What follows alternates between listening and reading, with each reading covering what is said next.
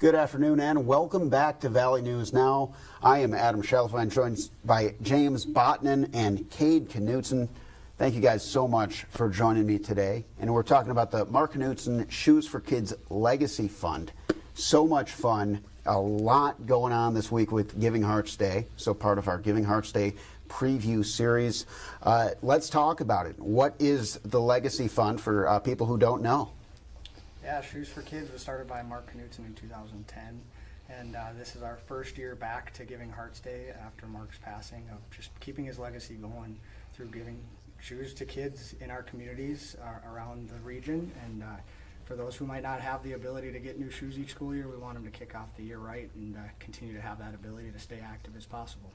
And I saw in the late summer, I think it was like 3 trucks loads. You know, and not just like the Starberries, no disrespect for the Starberries, but like really nice brand new Under Armour shoes. So it was just so cool to see, and cool to see that impact. And so, Cade, you're the son of Mark. What's it been like for you to be able to help carry on this legacy, and what kind of impact have you seen?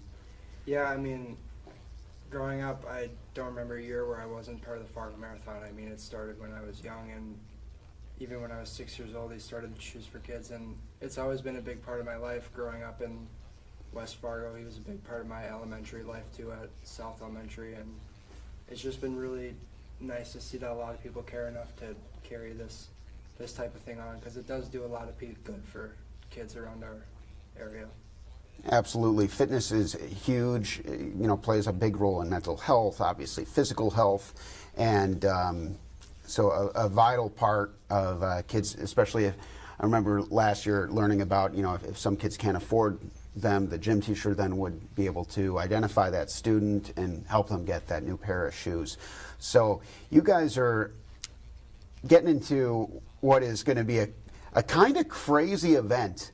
12 hours straight. Thank goodness it's not just one person running, but 12 hours straight of running here at Shields on 45th. Is that right?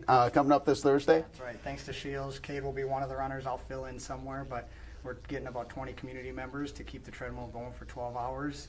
How long or how far we go to be determined based on those runners and walkers, but we're going to have fun for those 12 hours raising funds for Shoes for Kids. Awesome. And where's that going to be located in the store? That's what Cade and I were just talking about before we went live, is like it'll be right smack dab as people walk in. You can't miss it. So check out the poster. We have $6,500 worth of matches from 8 area businesses, and you'll see the QR code there as you walk in, and whether it's just a thumbs up and saying hi to people or donating, we're grateful for anything. And so that's how it works, is basically people will come in, there's a QR code, and it takes you right to the donation page? Correct, yeah.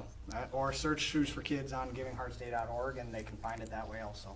And I'll go ahead and just pull up that web page for everybody here, because it is already open. You don't actually have to go to the Shields event. You should. It is going to be a lot of fun. I mean, who can't have fun at Shields, right? Yeah. There'll be more than one reason to stop by on Thursday. Yeah, so it looks like donations already open.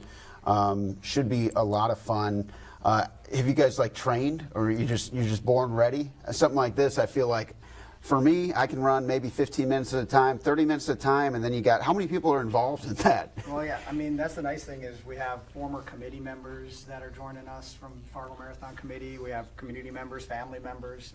So yeah, if I told them if they want to walk, the more the merrier. We're not going to disclude anybody because they're walking. So yeah, like I said, who knows, 50, 60 miles we might get in. There'll be some fast ones. I don't know what Cade's training schedule looks like on Thursday, but he'll be one of the fast ones.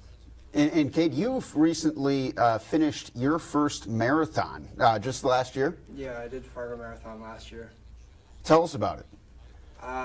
You know, it was a good experience. I really enjoy running, and it's a big part of my life still. I still run every day. I don't think I could go a day without it. But I think like it was really good last year because I even got to do the 5K. So I did that with my sisters and my niece too, and she was 2 years old. So that was really cool to me too. So I just really love to run, I guess. Fantastic. And let's talk about, in particular, the word legacy, because I feel like that's got to be something that means a little bit more to you, being able to carry that on and be able to have this really hands-on, you know, they say boots on the ground, tennis shoes on the ground, interaction with what's coming up on Thursday. Yeah, I mean, it is a big deal to me because me and my dad, we'd run a lot together and we'd bike together, and it just means a lot that I get to be bigger than something that's just myself or just my last name. It's bigger than just my last name. It's giving to all these kids, and that's the big deal to me. That's what I really care about, and that's the legacy that I want to put forward.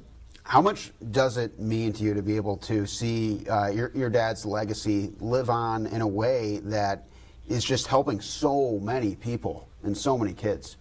It's really good because I think that was always the main goal. It was always to put these shoes on these kids' feet and make them active. And you know, he always wanted to help people out. He cared about the first guy who finished first in the marathon, but he'd also care about the first person who finished their first marathon or finished last person. He cared just about as much as the last person. So that's a big deal to me too.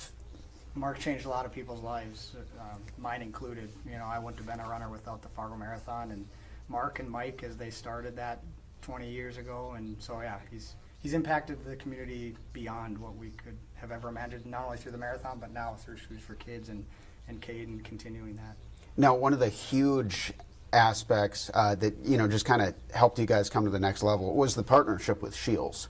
You know, being able to get nice shoes and at a discount to kind of make it where more people are able to get them. How has the partnership with Shields kind of taken this to the next level? Yeah, Mark and Shields here locally partnered up in being able to bring the price of a shoe down, you know, so, you know, exponentially we can give many more shoes per dollar now moving forward because of that partnership with Shields. So we're grateful for that and everything they've done here in the past and into the future as well.